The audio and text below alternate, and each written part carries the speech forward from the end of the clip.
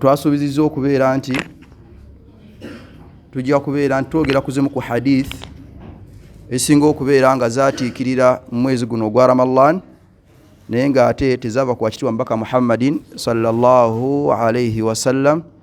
Newankubadde omwezi gwa Ramadan gulina ebirungi bingi era gwankizo ku myezi egikoze eki egisigadde, wabula bigambo bingi bitambuliramu nga wobiwulira binyuma okukola ki okuwulira naye nga ate teyava ku wakitiibwa Mubaka Muhammadin sallallahu alayhi wasallam obanga ababireeta baliko obuzibu.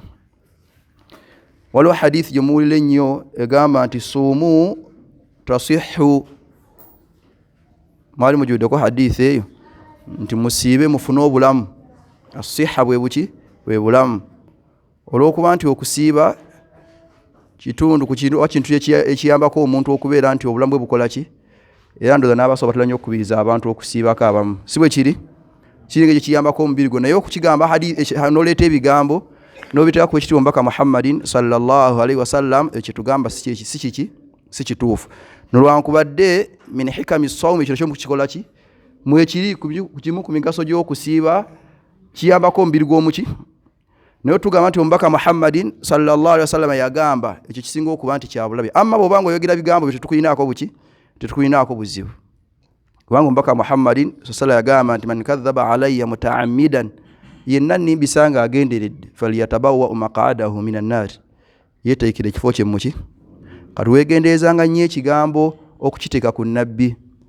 Kyolaba abamanyamuli boogera hadith alina akagambo ke bongerako nti au kama qala Rasulullah sallallahu alaihi wasallam, obanga bwe yagamba. Yahtamil ayinza okubanga bw'akyogedde bw'atuma si bwe yakola ki, si bwe kali kayongerako nti au kama qala sallallahu alaihi, obanga bwe yagamba. Nzatula okubeera mu durusu ez'enjawulo ntera okulla ebigambo ebifaanana bwe bityo. Eyo hadithi si ntuufu. Waliwo hadith nga bagamba nti Omubaka Muhammad sallama yagamba nti Rajabu shahrullah, Rajabu ogwo mwezi gwa Allah, wa Sha'ban shahari. Omubaka n'agamba ate Sha'bani ogwo mwezi gwange, n'agamba ate wa Ramadan shahru ummati, Ramadan mwezi gw'abantu ba kibiina kyange. Gambe mubiwulidde. Rajabu wani wa Allah, ate Sha'ban wa Nabi Muhammad sallam, then ate Ramadan yiwafu abasigadde. Ebigambo ebyo nabyo si bituufu. Waliwo ebigambo ebirala nzakankozesa ebigambo yadde ne hadithi kitegeeza bigambo, naye olusi bwenjogera kigamu hadithi awulira ayinza okutegeera nti bituufu bya Mubaka Muhammadin sallallahu alaihi wasallam. Waliwo ebigambo ebigamba nti law ya'lamu al-ibad ma fi Ramadan latamannat ummati an yakuna Ramadan as-sana kullaha. Tisinga abantu oba singa abaddu baali bamanyi obulungi obuli mwezi gwaki gwa Ramadan n'enkizo yaago, baali egombye okubeera nti Ramadan ebeera ya mwaka muki malamba. Ebyo bigambo nabyo si bituufu okuyitaho Mubaka Muhammadin sallallahu alayhi wasallam.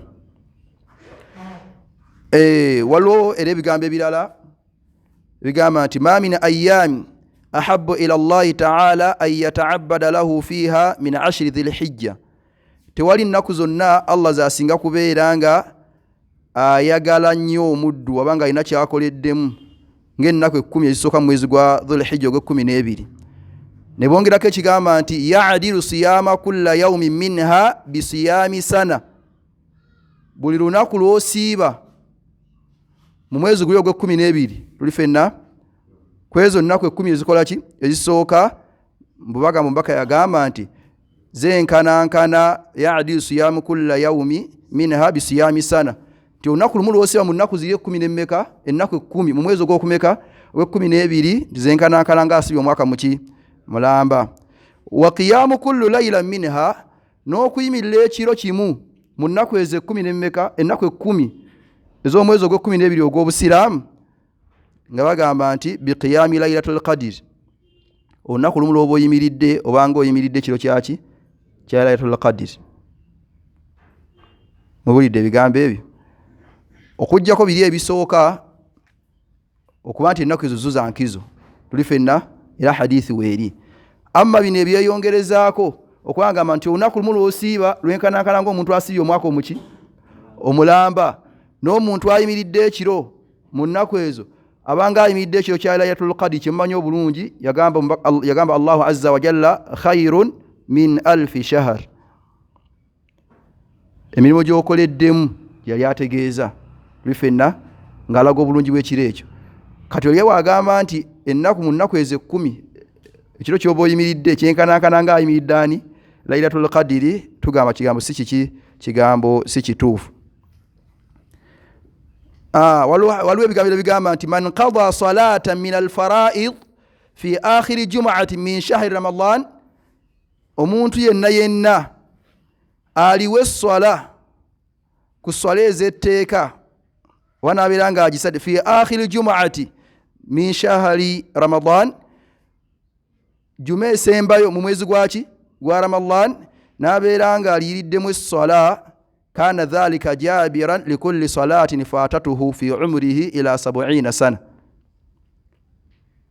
Olunaku lw'ejjuma tulumanyi, kati baga nti omubaka yagamba sallallahu alaihi wasallam nti omuntu aliwo esswala ey'etteeka ku olunaku olw'ejjuma olusembayo mu mwezi gwaki gwa Ramadan, yagamba nti esswala eyo gy'aba asadde eziba ebituli eby'esswala zonna ezamuyitako. Esswala ezakola ki? Ezamuyitako mu buwangaazi bwe okumala emyaka 7 ila 70 sana, paka ku myaka 7.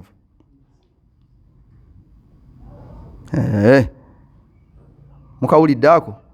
Omuntu okusaala esswala mu jjuma esembayo muki mu Ramadan, bakyadde ku Ramadan lifenna, nabeera nga ali esswala ey'etteeka oba kugisaala, agamba nti esswala eyo gy'aba asadde eba emaze okubeera nga egattagattawo, wali n'ebikka ebituli ebyo ebiri mu sswala eziba zamuyitako okumala ebbanga lya myaka ameka 7. Naam, nja kusembyayo mu ddakiika zino 5 twali tujja kukomanga ku 12 meka kitundu sio kyabadde. Naam, nga bagamba tulumu omubaka Muhammadin sallallahu alaihi wasallam nti yayimirira basahaba n'agamba ebigambo bino fi akhiri yaumi min Sha'ban, olunaku olwali lusembayo muki mu Sha'ban, n'agamba nti ya ayuha nnas, abange mu abaki abantu, qad adhallakum shahru azim, gubasisinkanyewo omwezi ogw'ekitiibwa, mubarakun gwa mukisa, shahrun omwezi, fihi layla mulimu ekiro, khairu min alfi shahr, omuntu ebirungi byakoleramu bisinga omuntu byakoledde mu bbanga ery'emyezi emeka 10. Ja'ala Allahu ta'ala siyamuhu farida, Allah yafuula okugusiiba nga kyatteeka, wa qiyamu laylihi tatawwu'an, n'okuyimirira ekiro eky'omwezi ogwo nga kiri sunna. Man takarraba fihi bi khaslatin min alkhair, omuntu yenna akoleramu ekirungi mwezi gwaki gwa Ramadan, kana kaman adda faridan fima siwahu, abanga akoze ekirungi oba ekintu ekyetteeka mu bbanga erisigadde etali lya Ramadan. N'agamba nti ate waman adda farida, ate omuntu mwezi gwa Ramadan akoleramu ekyetteeka, yagamba nti kana kaman adda 70 farida fima siwa, abanga akoze ebyetteeka 7.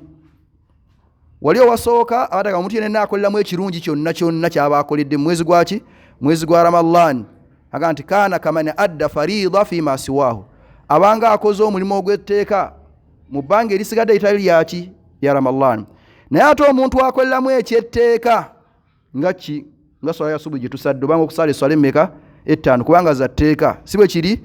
Yagamba nti abanga akoze ebirungi ebyetteekwa oba ibaada ez'etteeka 7, 70 farida fima siwahu. N'agamba nti mulidde okukomeko okwataddemu, nam nti omuntu okubeera nti alina ekirungi kyonna kyakoledde mu mwezi gwa Ramadan, abanga akoze kyetteekadde kya sunna, oba oyimiriddeko kiro, oba osomye Qur'an tuli fenna, obanga akoze ibaada ey'etteeka ng'okusiiba, ng'okusaala, ng'okukola hijja, ne ibaada endala zemumanyi ez'etteeka, kitegeerekese. ate omuntu akoleramu ekyetteeka tuli ffenna abanga akoze ebyetteeka ebirala 7 olw'ekimu kyaba akoze bw'ati amakulu bw'osaala esswala gy'oba osadde yenkanankane kale tubale esswala endala 7 z'oba okoze mu bbanga erikoze eki mu bbanga erisigadde. Ne bagamba nti omubaka yagamba nti wahuwa shaharun ogwo nno omwezi awaluhu rahma entandikwa yaago kuba kusaasira wa awsatuhu maghfira amakkati gaago oba mu makkati gaago kitegeeza baabala 10 erisooka rahma si bwe kiri 10 eriddako maghfira kola ki kusonyibwa then n'agamba nti wa akhiruhu itiqu minan nar ate 10 erisembeyo Allah atiramu abadde okubajja mu ki kubajja mu muliro. Ekisooka ku hadithi nti tulina okugimanyaako oba ebigambo bino okukomeka naddala okuzze nga kuteekebwamu tuli ffenna tosobola kugamba nti omuntu akoze sunna gy'aba akoze yenkanankana ng'akoze ibaada ey'etteeka kitegeerekese ekitala kubeera ng'aleeta obujulizi obweyawulidde ku nsonga eyo. Ogamba omuntu akoze ekyetteeka ky'aba akoze nti kimu ate abanga akoze ebyetteeka 7 okwo kukomeka nakwo tekwava kwakirwa mbaka Muhammadin sallallahu alaihi wasallam. Sunna yonna gy'oba okoze ofunamu empera yaayo nga sunna tuli ffenna nekyetteeka ky'oba okoze kubanga ekyetteeka ky'oba wejjeeko mugwa mbuki mbulago nga bwe twagamba nti omuntu asobola okusaala esswala n'atafuna mpeera naye fakadi bali azimmatahu aba amaze okwejjako omusango nti nkoze eki nsadde bibiri byanjawulo okukkiriza esswala n'okumanya nti ebbanja ly'okusaala likoze eki likuvuddeko kyegeerekese. Then naye kuno okukomeka kwe yasembyayo nti awaluhu rahma entandikwa y'omwezi gwa Ramadhaani rahma kola ki kusaasira wa awsatuhu maghfira n'amakkati g'omwezi ogwo kusonyiwa wa akhiruhu itiqu minan nar okukomeka okwo si kutuufu. Ramadhaani yonna yonna ebyo 3 erimu rahma okuva ku ntandikwa yaayo mpaka ku nkomerero yaayo, erimu maghfira Allah asonyiramu abaddu okuva ku ntandikwa yaayo mpaka gyekola ki gyekoma, erimu okubeera nti Allah ate abaddu okubajja mu muliro buli kiro okuva weetandise mpaka gyekola ki. So genda ng'otema bwoti tugamba nti kyetaagako obujulizi obw'enjawulo obwajja nga bunywezaawo ensonga eyo. Ne hadithi endala nnyingi ze bagamba nti omubaka Muhammadin sallallahu alaihi wasallam yabyogera naye nga si bibye. So tulina okuba abeegendereza naye ng'era tubakubiriza kunyikira kola ibaada. Togamba nze ne 10 erisooka lino nze njala wali mu itiqu minan naari awo Allah ng'ate abadde okuva mu muliro eno n'osooka n'osuula ennanga n'obitwala bwotyo onanaaga ebyono nga nyina bingi kannindaawo Allah mu kusonyiwaawo kitegeerekese awo mu maghfira line 10 kannindaawo mu maghfira awo kitegeerekese. Oba oli awo nsonga ki abantu abamu batera n'okugayaala waliwo abantu tutuuka nga twakatandika oluusi tasooka ne babeera awo ne bamaani batuuka mu makkati ne basooka ne banafuwamu ate gye bikomekeza amaanyi ne gakola ki balaka babazze ku itiqu minan naari nga bagala Allah kubajja mu ki kubajja mu idhan mbakubiza naye nga neekubiriza okubeera nti Ramadhaani yonna gikoze buli kakisako oba ofunye kakole ki kakozese. Bwe kuba kusaala swala za sunna saala, bwe kuba kusoma Qur'ani soma kitegeerekese ekyo, bwe kuba kusaddaaka saddaaka ne ibaada endala. Ekisemberayo ddala kye mbakubiriza mu byonna byonna by'oba okola al ikhlas okuba nti obikola ku lwani. Hadisi mtozula man sama ramadanan imanan wa ihtisaba man qama ramadanan imanan wa ihtisaba. Ebigambo ebyongeza ku imanan wa ihtisaba kitegeeza birimu okubeera nti omuntu akola nga asubira Allah yagenda omukola ki temuli mukabandabe nojja n'osoma omuswafu awulo mwategeere nti omanyi okugusoma nojja n'osaala nnyo abantu akola nti gundi nga omusajja oyo nga asaala oyina asaddaaka bagambe nti gundi akola ki asadda tugaba byonna nabikole ng'oyagalamu Allah kukola ki. Bwe kuba kuyimirira bwe kuba rubba qaim laisa min qiyamihi illa sahal wa ta'ab solo kusanga omuntu nayimirira nga talina kyafunamu okujjako okukoowa n'avaawo ng'akoye naye wallahi nga talina mpira gyafunyewo neegi. Ate wa rubba saim laisa min siyamihi illa al-ju'i wal atash era osobola okusanga omusibi nga talina kyafuna mu kusiiba kwe okujjako enjala okunwa naki n'ennyonta. Sawa kitiibwa Allah atuyambeko mu kubeera nga tukola ku lulwe sawa kitibwa Allah aberenga kiza ibada zaffe zebatukoze sawa Allah aberenga atusonyiwa ebyo bitusobyeko ng'abatonde sawa kitibwa Allah tuteeke mbadde wamujjukira ebiseera byonna sawa Allah tuteeke mbadde wamwebaza wabanga alina byabawadde sawa Allah tuteeke mbagumiikiriza bwabanga tutadde mbaddu bagezesezza sawa kitibwa Allah ateeke emikisa mu famire zaffe sawa kitibwa Allah ateeke omukisa mu baana baffe sawa kitibwa Allah ateeke omukisa mu bizinesi zaffe sawa Allah atugabire riziki eza halali aberenga atutaasa haram sawa kitibwa Allah tuteeke mbaddu banasonywa mwezi guno gwa Ramadan sawa Allah tuteeke mbaddu banajja mu muliro mwezi guno gwa Ramadan sawa Allah tuteeke mbaddu abanafuna okusaasira kwe mwezi guno gwa Ramadan sawa kitibwa Allah asonyiwe bakadde baffe abaafa bye bakolanga birungi aberenga abikkiriza ebyabasobako ng'abatonde aberenga abaddiramu sawa kitibwa Allah wonya abalwadde muffe ate abalamu Allah aberenga atukumira ekyengeri ekyobulamu atulina okubeera nga tukikozesa sawa kitibwa Allah atuwa emirembe mu ggwanga lyaffe ate atutaasa obutabanguko tumusawa kitibwa Allah ataase baganda ffe abali mu nsi ezirimu entalo Allah aberenga abaddiza emirembe basobole n'okubeera nga bateeka mu nkola amateeka ge sawa kitibwa Allah atutaase balabi baffe betumanyi ne betutamanyi sawa Allah atuwa okubeera nga tuyunga eŋŋanda atutaase okubeera nga tukutuka kati w'eŋŋanda ربنا آتنا في الدنيا حسنة وفي الآخرة حسنة وقنا عذاب النار وصلى اللهم على سيدنا محمد وعلى آله وصحبه وسلم والحمد لله رب العالمين والسلام عليكم ورحمة الله وبركاته.